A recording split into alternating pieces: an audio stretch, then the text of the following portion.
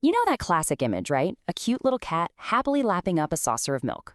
Well, it turns out that's one of the biggest, most persistent myths in all of pet care. And today, we're going to break down why that picture-perfect moment can lead to, well, some pretty messy consequences for our feline friends.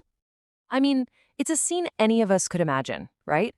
The author we're drawing from found their cat Luna with her face literally buried in a cereal bowl, just going to town on the leftover milk. It feels so right, so perfect. It's like something straight out of a children's book.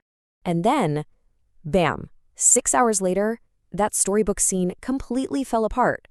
The reality was scrubbing diarrhea off the bathroom rug. Yeah. It's the unfortunate and, let's be honest, pretty gross consequence of that cute little moment. A perfect example of good intentions going completely sideways. So this is a classic, messy myth. Luna's story isn't a one-off thing, you know? It's a perfect real-world example of why we've got to debunk this whole cultural idea. Everything we've seen in cartoons and old movies has kind of led us down the wrong path, and unfortunately, it's our cats who end up paying the price. But this brings up the big question, right? If milk is so bad for cats, why in the world do they seem to love it so much? It feels like a total contradiction, and honestly, that's what keeps this myth going. So let's dig into the science and figure this puzzle out. All right, let's get into the science of the sickness. We're going to unpack the biological reasons behind this whole thing and see exactly why that saucer of milk is a recipe for disaster. Okay, here's the kicker, the single most important number in this entire conversation. It's estimated that around 70% of adult cats are lactose intolerant. That's a huge number. We're talking 7 out of 10 cats just can't process dairy. Their bodies are literally not built for it. So what does lactose intolerance even mean in this case? Well, it's pretty simple. When they're kittens, their bodies produce an enzyme called lactase, which is perfect for digesting their mother's milk. But here's the thing. Once they're weaned, their bodies just stop making it, or at least make a lot less of it. They effectively grow out of the ability to drink milk. So this is where it gets really interesting, because we've got a total mismatch. A cat's instincts are pulling it in one direction, while its digestive system is screaming no. They're drawn to milk because, 1, it's high in fat. Their instincts are hardwired to go for calorie-dense food. 2, the creamy texture is just way more interesting than plain old water. And, sometimes it's just a learned behavior. We give it to them so they think it's a good treat. But their body just isn't equipped to handle it. And I know what you're thinking, but kittens drink milk. And you're absolutely right, they do. But they drink the right kind of milk. Just look at the difference here. A mother cat's milk is basically rocket fuel for kittens. Super high in protein, lower in lactose. Cow's milk? That's designed to turn a tiny calf into a huge cow. It's way higher in lactose and is actually missing key nutrients cats need, like taurine. They are not the same thing at all. Okay, so let's walk through the timeline of trouble.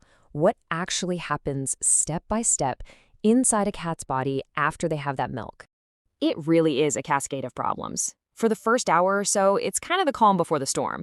The undigested lactose is just making its way into the intestines.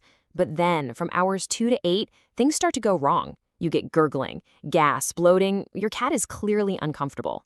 By the 8 to 24-hour mark, it's just total digestive chaos. Diarrhea, vomiting, cramps, and it can take 2 or 3 days for them to fully recover, all from one little treat. Okay, enough of the doom and gloom. Let's talk about some smarter, safer treats. Because wanting to give your cat something special is a great thing. We just need to do it in a way that doesn't, cause a multi-day intestinal nightmare. So what should you give them? Well, honestly, fresh water is all they really need. But if you want to go the extra mile for a treat, you have options. There's special lactose-free cat milk you can buy that gives them that creamy texture they like, but without the sugar that makes them sick. A little bit of low-sodium chicken broth with no seasonings is also a great choice.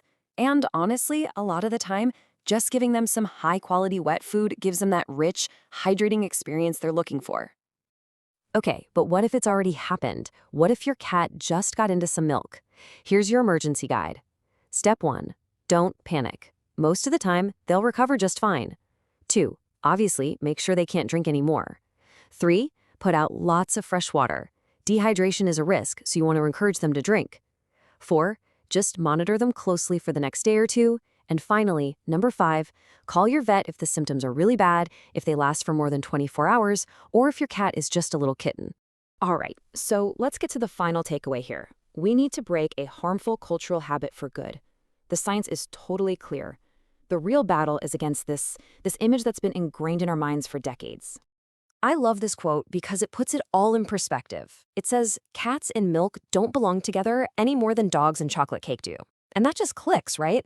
We all know you don't give a dog chocolate cake, even if they totally gobble it up. We need to put milk for cats in that exact same category. It's something they might want, but it's just not good for them. At the end of the day, it's about updating our cultural image of what good cat care looks like. We need to move away from the outdated cartoons and toward informed science. Being a great pet owner means we're always learning and adapting. And that picture of a cat with a saucer of milk, it belongs in the history books, not in our kitchens. Your cat deserves way better than some outdated stereotype, right? So are you ready to be their hero? Because the next time you see that classic image, you'll know the real story. And choosing water, or a safe treat, over that saucer of milk, that's a small act that proves you're the informed, amazing owner your cat absolutely deserves.